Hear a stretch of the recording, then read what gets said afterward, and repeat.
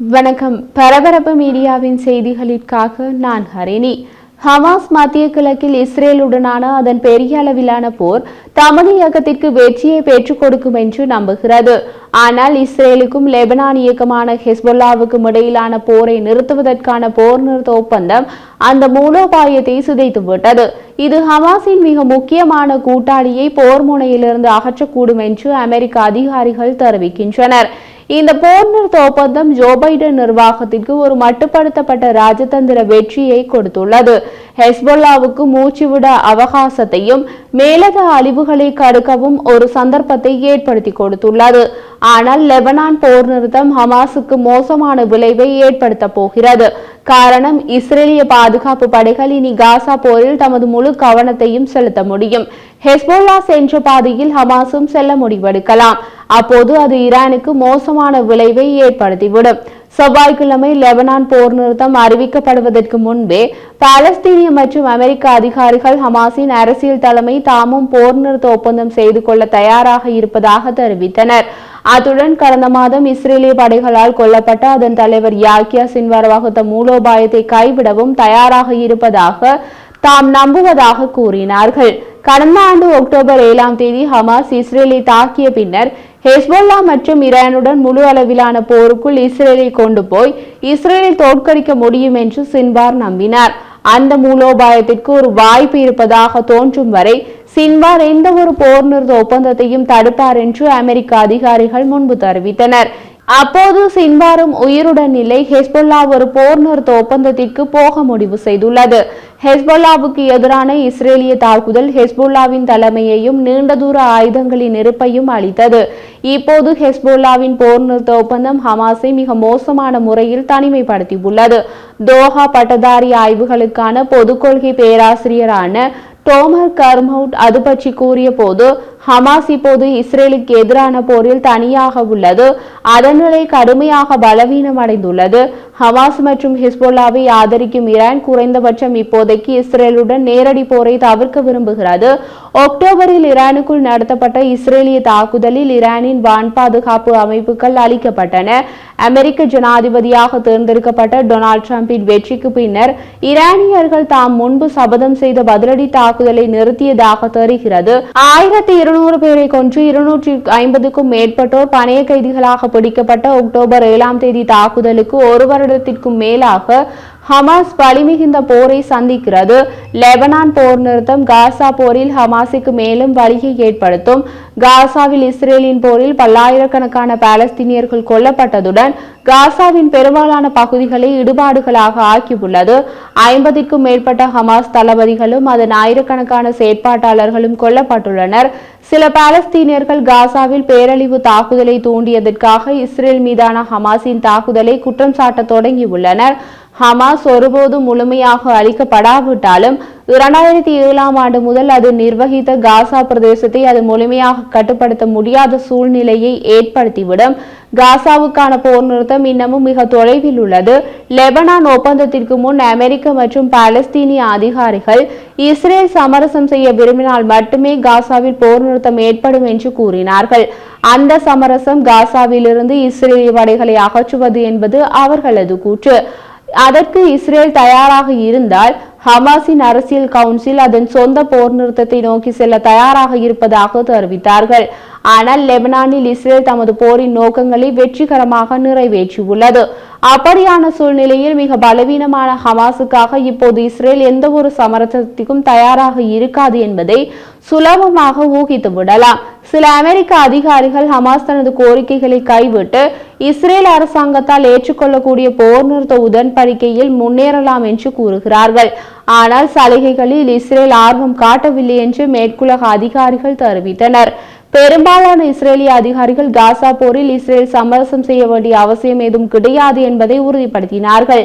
அமெரிக்க அதிகாரிகளின் கூற்றுப்படி இஸ்ரேலிய பிரதமர் நேதன்யாகு ஹமாஸுடனான பேச்சுவார்த்தையில் தனது நிலைப்பாட்டை மாற்றுவதற்கு முன் அமெரிக்க ஜனாதிபதியாகிய ட்ரம்ப் பதவியேற்பதற்காக காத்திருப்பதாக தெரிகிறது.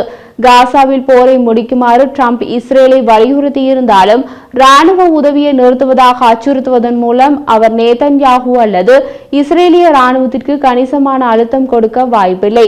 போருக்கு பின்னர் காசாவை நிர்வகிப்பதற்கான அமெரிக்க மற்றும் அரேபிய யோசனைகளில் இஸ்ரேல் தொடர்ந்து சந்தேகம் கொண்டிருப்பதாக மேற்கத்திய அதிகாரிகள் கூறுகின்றனர்.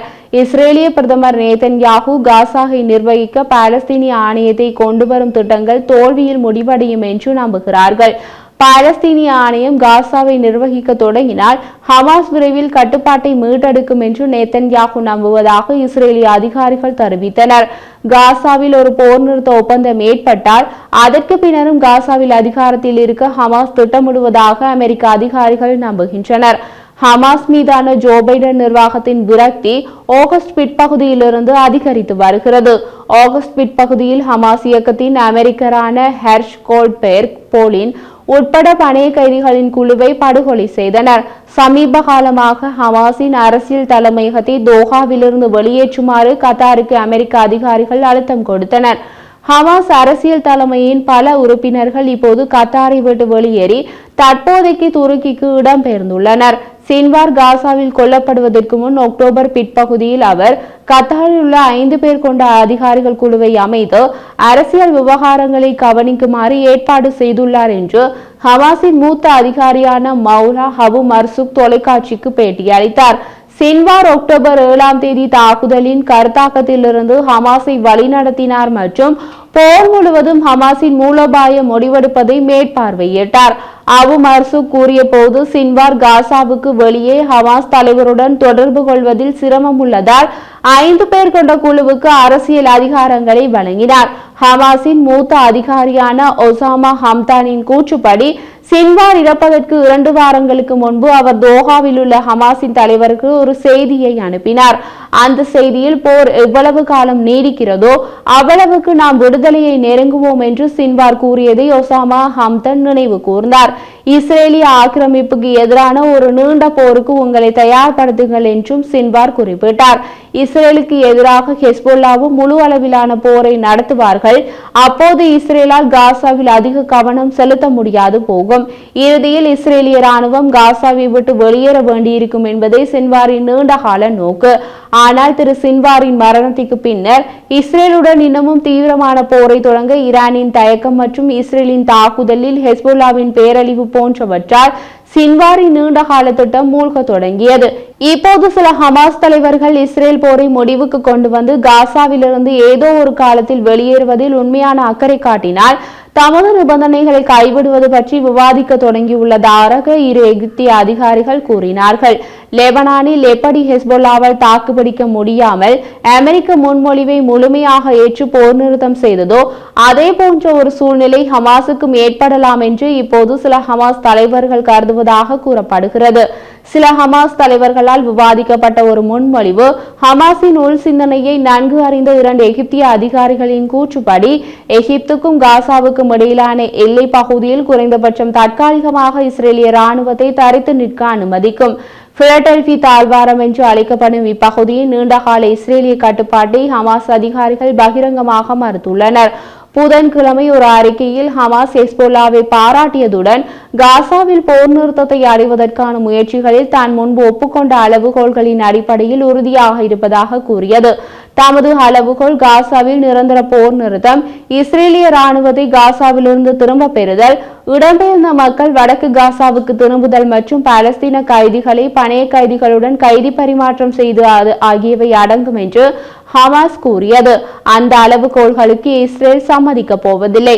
அதனால் ஹமாஸின் அளவுகோலில் நெகிழ்வுத்தன்மை ஏற்பட வாய்ப்புள்ளதாக கூற தொடங்கியுள்ளார்கள். ஆனால் ஹமாஸின் நிலைப்பாட்டில் மாற்றம் ஏற்பட்டாலும் அதற்கு அப்பால் ஹமாஸ் போருக்கு பின்னர் காசாவின் என்ன பங்கு வகிக்க வேண்டும் மற்றும் இஸ்ரேலுடன் எந்த சமரசம் செய்து கொள்ள வேண்டும் என்பது உட்பட மற்ற முக்கிய பிரச்சினைகளில் ஹமாஸ் தலைவர்கள் பிளவுபட்டுள்ளார்கள் என்று எகிப்திய அதிகாரிகள் தெரிவித்தனர். காசா போர் தொடர்பாக ஹமாஸ் முடிவெடுப்பதில் ஆதிக்கம் செலுத்திய உச்ச நபராக இருந்த சின்வார் கொல்லப்பட்ட பின் அவருக்கு பதிலாக ஹமாஸ் இயக்கம் இன்னமும் ஒரு தலைவரை நியமிக்கவில்லை. ஹமாஸ் தலைமைக்கு நெருக்கமான ஆய்வாளரும் குழுவின் உறுப்பினருமான சலாஹ் அல்தீன் அல் ஹவாவ்தே ஹெஸ்புல்லா போர் நிறுத்த அறிவிப்பு வெளியாவதற்கு முன்பு அரபு ஊடகத்திற்கு கொடுத்த பேட்டியில் ஹமாஸின் ராணுவ இழப்புகளுக்கு தீர்வு எளிதானது, காசாவில் ஹமாஸின் ராணுவ கட்டளை பிரமிட்டுள்ளது, ஒவ்வொரு தளபதி அல்லது சிப்பாயை மாற்ற முடியும் என்று கூறினார். ஆனால் ஹமாஸின் அரசியல் மட்டத்தில் விஷயங்கள் மிகவும் சிக்கலானவை. இறுதியில் தலைவரை தேர்ந்தெடுக்க ஒரு தேர்தல் நடத்த வேண்டியிருக்கலாம். ஹமாஸின் வெவ்வேறு பிரிவுகள் மற்றும் அதிகார சமநிலைகள் உள்ளன. இவை அனைத்தையும் கணிப்பது மிக கடினம். ஹமாஸின் எதிர்காலத்தை கணிப்பதும் மிக கடினம்.